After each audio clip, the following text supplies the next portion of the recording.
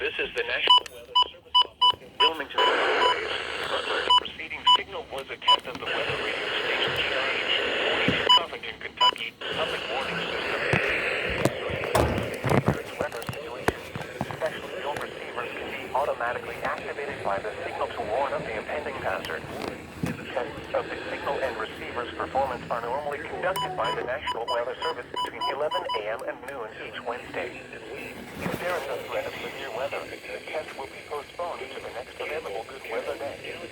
Reception of this broadcast, and especially the warning alarm tone, will vary in given location. This variability, normally more noticeable at greater distances from the transmitter, can